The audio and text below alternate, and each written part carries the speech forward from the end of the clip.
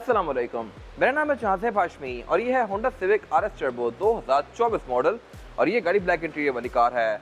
मैंने इसमें burgundy interior का पहले रिव्यू किया हुआ है। ये गाड़ी ब्लैक इंटीरियर वाली है और ओरिजिनली RS इसी इंटीरियर के साथ आई थी।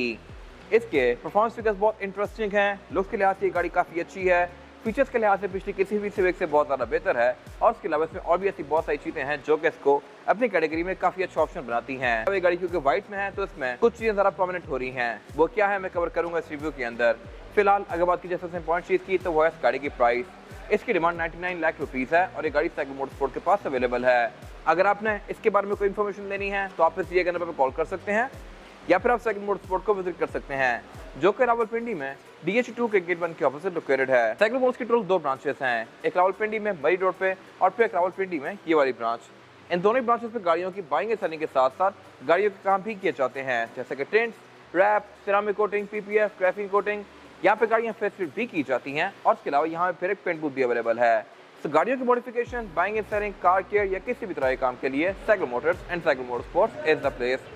Overall, it's a great sedan, and today I'm going to review it. Let's start with the exterior of this car. लेकिन इस वीडियो को शुरू करने से पहले मेरा चैनल सब्सक्राइब जरूर कर लीजिएगा और इस वीडियो को लाइक कर दीजिएगा। अगर बात कीजिए इस गाड़ी के फ्रंट लुक की तो ये लुक्स के लिहाज से बड़ा सिंपल सा लगता है।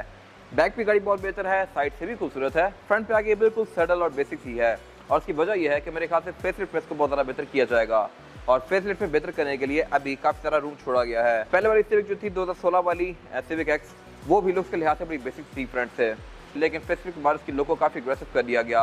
मेरे ख्याल से इसके साथ भी ऐसा ही होगा और शायद इसका अगले साल तक फेसलिफ्ट आ जाए।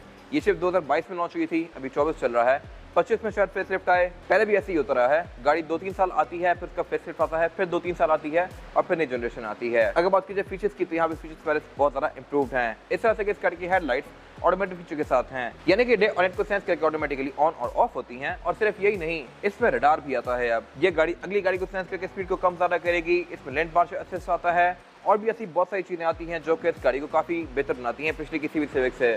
फिर इसके अलावा ये गाड़ी फ्रंट पे फ्रंट कैमरा ऑफर करती है लेकिन पार्किंग सेंसर नहीं ऑफर करती। ये मेरे ख्याल से एक वियर्ड चीज़ है। इतनी महंगी गाड़ी होते हुए भी इसमें पार्किंग सेंसर्स नहीं दिए गए। और इसके अलावा एक और वियर्ड चीज़ भी है यहाँ पे और वो ये है कि ये गाड़ी तो RS है तो इसमें हेडलाइट LED वाली हैं, लेकिन जो इसके छोटे वर्जन हैं ओरियल और स्टैंडर्ड, उनमें हेडलाइट्स हेलोजन वाली आती हैं। वो गाड़ियाँ तकरीबन 80-90 लाख रुपए की हैं बट स्टिल उसमें हेडलाइट सिंपल दी गई है हेलोजन वाली। बाकी फॉग लैंप इस गाड़ी में LED में आते हैं। साइड पे एक RS की बैटरी दी गई है, बम्पर बिल्कुल प्लेन सा है और इसका नोज भी काफ़ी बड़ा दिया गया है। बाकी बोनट वगैरह भी इसका अच्छा खासा मैसिव है किसी भी सिविक की तरह और इसके वाइपर थोड़े से हिडन दिए गए हैं बोनट के नीचे इसके लुक को क्लीन बनाने के लिए। और अगर बात की जाए इस गाड़ी की एब्सोल्यूट साइड प्रोफाइल की तो साइज़ के लिहाज से ये गाड़ी सिविक एक्स या पिछली किसी भी सिविक से ज़्यादा बड़ी लगती भी है और शायद है भी सही।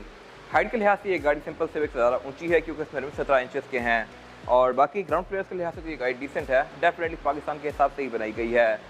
फिलहाल फीचर्स के लिहाज से ये गाड़ी सबसे इक्विप्ड है अपनी कैटेगरी में। इसका डायरेक्ट कॉम्पिटिशन ग्रैंडे बनती है और एलेंट्रा बनती है। दोनों की नई जनरेशन पाकिस्तान में नहीं आई, जैसे ही आएंगी तो मेरे ख्याल से वो गाड़ियाँ इससे बेहतर फीचर ऑफर करेंगी। फिलहाल ये गाड़ी होंडा सेंसिंग ऑफर कर रही है जो कि इस कैटेगरी में कोई और कार ऑफर नहीं कर रही। इसके अलावा अगर पाकिस्तान में लेट्स सपोज नई करोला आती है कुछ टाइम बाद तो वो गाड़ी हाइब्रिड होगी और वो इससे भी बहुत ज़्यादा बेहतर होगी, लेकिन ये गाड़ी क्योंकि 1.5 टर्बो है तो ये उससे तेज़ बहुत ज़्यादा है। रूफ इसकी सिंगल पीस में आती है। ये एक ऐसा फीचर है जिसको होंडा ने बड़ा प्राउडली अनाउंस किया था। आई एम नॉट श्योर इसका पर्पस क्या है, यूज़ क्या है, बट ऑडी में आपकी चीज़ देखने को मिलती है। उनकी भी रूफ और पिलर सिंगल पीस होते हैं। बाकी ये गाड़ी सनरूफ ऑफर करती है क्योंकि टॉप ऑफ लाइन है। एंट्री और एग्जिट भी इसमें आसान है, लेकिन अगर आप एजेड हैं तो आपके लिए इससे बाहर निकलना थोड़ा सा मुश्किल होगा क्योंकि आपको सीट को पकड़ के दरवाजे को पकड़ के बाहर आना पड़ता है। ये गाड़ी थोड़ी सी लो है। और अगर बात की जाए इस गाड़ी की साइड प्रोफाइल की तो ये भी लुक्स के लिहाज से काफ़ी सटल है, लेकिन RS में यहाँ पे कुछ चीज़ें दी गई हैं जो कि इसके लुक को थोड़ा स्पोर्टियर बनाती हैं। जैसा कि इस गाड़ी के जो रिम्स हैं ये मैट ब्लैक में आते हैं, फिर इसके साइड मिरर ग्लॉस ब्लैक में दिए गए हैं, टोन हैंडल भी इसकी ग्लॉस ब्लैक में है और इररिस्पेक्टिव ऑफ एनी कलर ये ब्लैक में ही आते हैं। अगर आप गाड़ी को ब्लैक में लेंगे तो फिर सब कुछ ही ब्लैक आउट हो जाएगा और मैं रिकमेंड ये करता हूँ कि आप गाड़ी को किसी और कलर में लें ताकि ये वाली चीज़ जो है ये काफ़ी अच्छे से कॉन्ट्रास्ट करे। ब्लैक में सारी चीज़ें ही बिल्कुल जेट ब्लैक हो जाती हैं, इसमें काफ़ी खूबसूरत लग रही हैं। बाकी रिम इसमें 17 इंचेस के हैं जो कि मैं कवर करूँगा अभी। साइड मिरर्स के फीचर्स के लिहाज से पहले से बेहतर हैं, इस तरह से कि ये रिट्रैक्टेबल, एडजस्टेबल और ऑटो वाला फीचर तो इनमें है ही, लेकिन अब इनमें एक और फीचर ऐड कर दिया गया है जो कि हीटेड वाला है। ये साइड मिरर्स हीटेड हैं और सर्दियों में फॉग को खुद क्लियर कर देते हैं। फिर इसके अलावा इसके जो डोर हैंडल हैं ये ग्लॉस ब्लैक में दिए गए हैं और इसके अलावा इसमें स्मार्ट एंट्री ड्राइवर और पैसेंजर दोनों की साइड पे आती है। ये अगेन मेरे ख्याल से एक अच्छा एडिशन है, पहले सिर्फ ड्राइवर के पास थी। फिर इसके अलावा करेक्टर लाइन्स यहाँ पे काफ़ी स्ट्रॉन्ग सी दी गई हैं जो कि इसकी लुक को बेहतर बना रही हैं।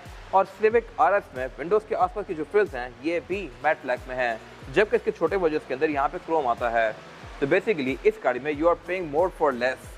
क्रोम वगैरह इसमें यहाँ पे नहीं दिया गया, बट ये गाड़ी ज़्यादा महंगी है और ये चीज़ वैसे आपको सुपर कार्स में देखने को मिलती है। जितनी महंगी गाड़ी होगी उतने कम फीचर्स होंगे। और अगर बात की जाए इस गाड़ी के रेयर लुक की, तो ये भी लुक्स के लिहाज से काफ़ी एग्रेसिव है। इस तरह से एक तो ये गाड़ी बैक पे डक्टेड स्पॉइलर ऑफर करती है, ये चीज़ छोटे वर्जन में नहीं आती। और इसके अलावा टेल लाइट्स भी इसमें काफ़ी ज़्यादा बड़ी कर दी गई हैं पिछली किसी भी सिविक से। हेडलाइट की तरह इसकी टेल लाइट भी एल शेप में है। इंडिकेटर और रिवर्स भी इसका एलईडी में ही दिया गया है और इसके अलावा इंडिकेटर और रिवर्स इसका हैलोजन में दिया गया है। बाकी इसके अलावा बैक पे गाड़ी पार्किंग सेंसर वगैरह ऑफर नहीं करती। फीचर्स के नाम पे सिर्फ यही चीज़ थी, फीचर्स के नाम पे सिर्फ यही आता है। और यहाँ पे एक और चीज़ जो अच्छी है वो है इसके एग्जॉस्ट। आरएस टर्बो में 2 एग्जॉस्ट आते हैं और ये दोनों ही फंक्शनल हैं। पहले वाली आरएस में भी 2 एग्जॉस्ट थे, इसमें भी दिए गए हैं। और इसके अलावा बाकी बम्पर में रिफ्लेक्टर वगैरह दिए गए हैं। ट्रंक को लॉक करने के लिए नीचे यहाँ पर रिलीज दिया गया है और इसकी ट्रंक कैपेसिटी भी अच्छी खासी स्पेशियस है। सिविक की ट्रंक के बारे में एक और अच्छी चीज़ ये है कि आप इसकी चाबी को ट्रंक के अंदर लॉक नहीं कर सकते।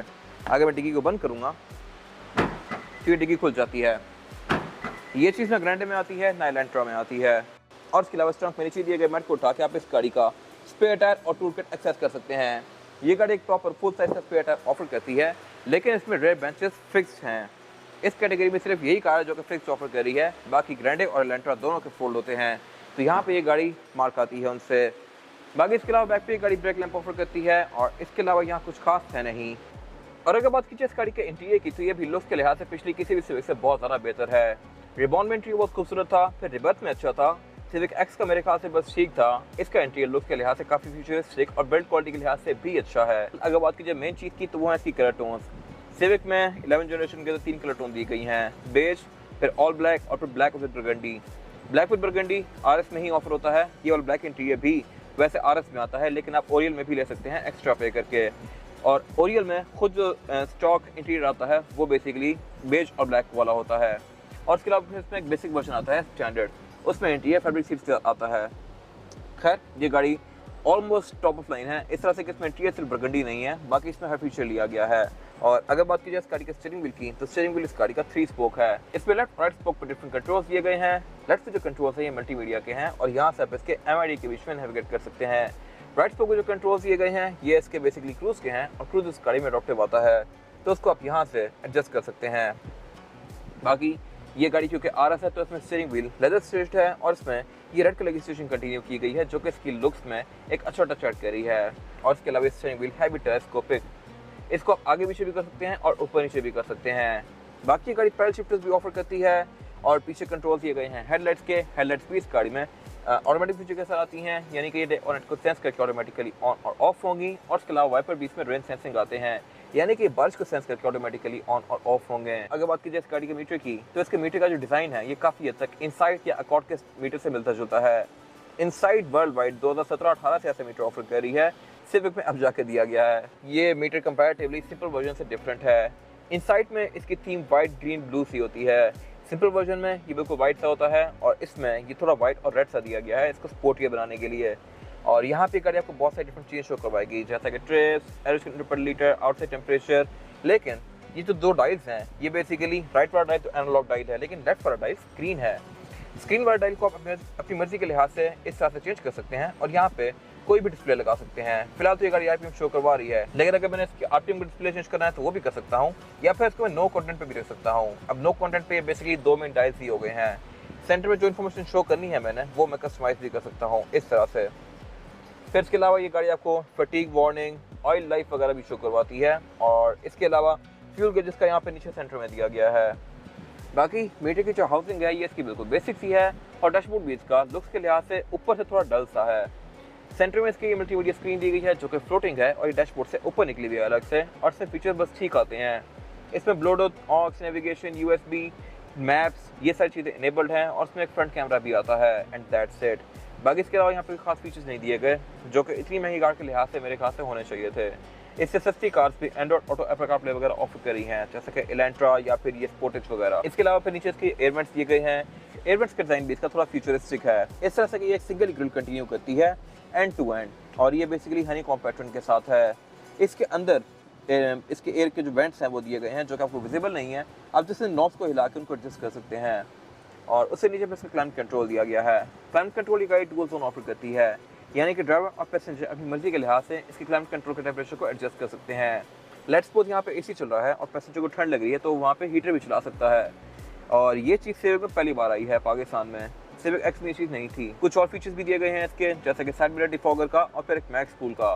मैक्स कूल में ये गाड़ी एसी को मैक्स आउट कर देती है। फिर इसके अलावा उससे नीचे इसका 12 वोल्ट का आउटलेट दिया गया है, यूएसबी का इंसर्ट दिया गया है, एक स्टोरेज कंपार्टमेंट दिया गया है और उससे पीछे इसका गेस सिलेक्टर दिया गया है। इसमें जो गेस सिलेक्शन है वो है P, R and D की, और डी में करके मैं इस गाड़ी को मैनुअली पैडल शिफ्टर से चला सकता हूँ इस तरह से। फिर इसके अलावा पीछे इसका ड्राइव मोड सिलेक्टर दिया गया है। इसमें जो ड्राइव मोड्स हैं वो हैं नॉर्मल, इको और स्पोर्ट, और इन सब मोड्स के साथ इसका डिस्प्ले भी चेंज होता है। पीछे फिर इसकी पार्किंग ब्रेक दी गई है जो कि इलेक्ट्रॉनिक है, ब्रेक होल्ड दिया गया है, 2 कप होल्डर्स दिए गए हैं और उससे पीछे इसका सेंटर कंसोल दिया गया है। सेंटर कंसोल इसका स्पेस के लिहाज से बस ठीक है, सिविक एक्स में सबसे ज़्यादा स्पेशियस था। और इसके अलावा बीच में एक ये ट्रे दी गई है और इस ट्रे के बीच ये होंडा की हिस्ट्री दी गई है। पहली जनरेशन की सिविक बनी हुई है यहाँ पे और एक टैगलाइन दी हुई है, the civic history goes on. तो यहाँ पे होंडा ने एक मेरे ख्याल से अच्छा काम किया है।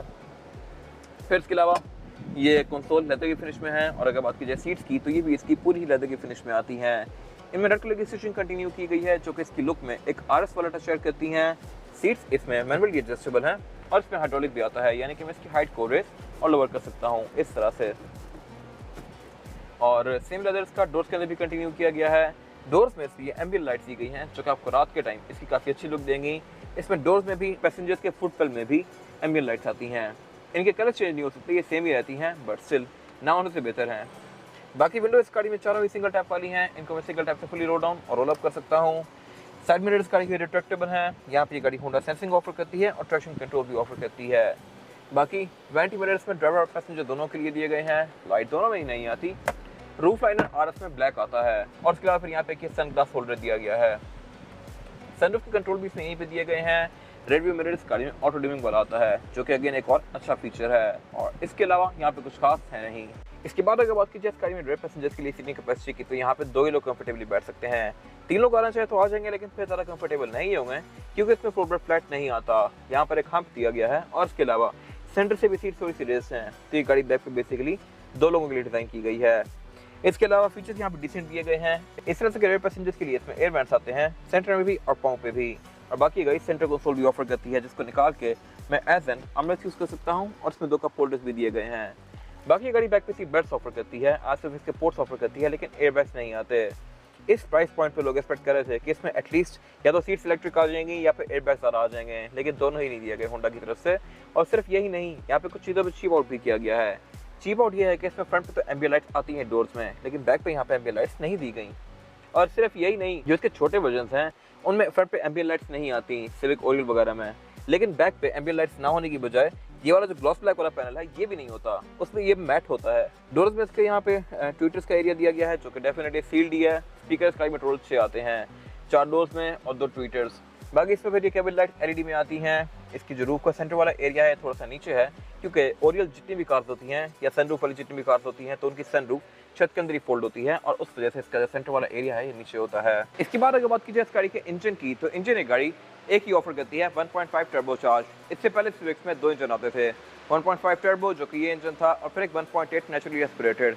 वो इंजन बहुत ज़्यादा पॉपुलर रहा है सिविक में बहुत अरसे से, R18 इंजन, लेकिन अब वो डिसकंटिन्यू कर दिया गया है। अब इंजन साइज एक ही है लेकिन परफॉर्मेंस फिगर 2 हैं।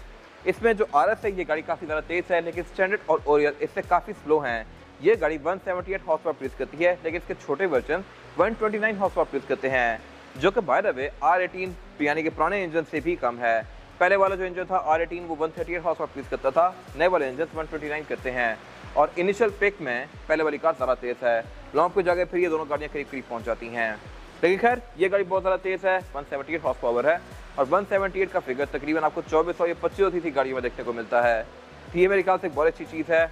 और इसके बाकी वर्जन और इसके परफॉर्मेंस फिगर के बीच में डिफरेंस की मेन वजह इसकी ट्रांसमिशन है। ट्रांसमिशन RS में LLCVT आती है, जबकि छोटे वर्जन में MCVT आती है, और इसके अलावा टर्बो में भी कुछ थोड़े बहुत डिफरेंसेस हैं जिसकी वजह से ये गाड़ी ज़्यादा पावर प्रोड्यूस करती है। बाकी इसके अलावा इसमें फिर इंजन भी बिल्कुल एक्सपोज सा है। पहले ये बेहतर होते थे, अब होंडा ने यहाँ पे बहुत ज़्यादा चीप आउट कर दिया है। इवन पानी की बोतल इसकी बोनट बंद होने के बाद भी नज़र आती है साइड से, और यहाँ पे भी इसके सारे फेंडर शॉक्स वगैरह सब कुछ आपको विजिबल है। तो ये मेरे ख्याल से बहुत वियर्ड सी चीज़ है। यहाँ पे होंडा को थोड़ा बहुत काम करना चाहिए था।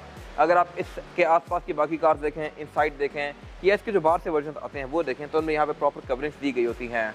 इसका सारा बोनट का मैकेनिज्म, फेंडर और इवन फेंडर से टायर की शील्ड वगैरह सब कुछ परमानेंट है। बाकी इसमें फिर ABS, traction control, drive modes वगैरह दिए गए हैं। अगर बात की जाए एवरेज की, तो ये गाड़ी आपको तकरीबन 11-12 किलोमीटर पर लीटर तक की दे सकती है, जो कि ठीक है बॉडी साइज़ के लिहाज से, लेकिन परफॉर्मेंस फिगर के लिहाज से बहुत अच्छी है। और उसके अलावा इसके बोनट के अंदर इंसुलेशन भी दी गई है, जो कि नॉइज़ और हीट को काफ़ी हद तक कंट्रोल करती है। बाकी इसके अलावा यहाँ पे कुछ खास है नहीं।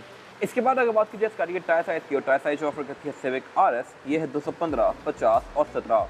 इसमें 17 इंच का मल्टी स्पोक रिम दिया गया है, जो कि मैट ब्लैक है। और टायर इस गाड़ी में BG थंडर मैक्स है, जो कि जनरल की सब्सिडरी है।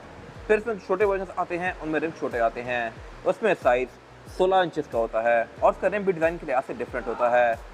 टायर इस गाड़ी में BG थंडर मैक्स है। छोटे वर्जन में BG रेक्सो प्लस आता है, और ये दोनों ही जनरल के टायर जो कि आप लेके चेंज करवा रहे हैं, तो इसकी राइड बहुत बेहतर हो जाएगी। बाकी गाड़ी फ्रंट और बैक चारों पे डिस्प्ले को ऑफर करती है। इसमें ट्रैक्शन कंट्रोल भी आता है और इसके अलावा ड्राइविंग मोड्स भी आते हैं, जो कि इसकी राइड को और बेहतर बनाते हैं। और इसके अलावा यहाँ कुछ खास है नहीं। ये था आज का रिव्यू। अगर आपको ये रिव्यू पसंद आया है तो इस रिव्यू को लाइक कीजिए, मेरे चैनल को सब्सक्राइब कीजिए, और अगर आपके पास इस कार से रिलेटेड कोई भी राय है तो उसको कमेंट सेक्शन में शेयर जरूर कीजिएगा, ताकि वो लोग जो ये गाड़ी लेने वाले हैं वो आपकी राय से फ़ायदा उठा सकें। अपना ख्याल रखिएगा। Thank you.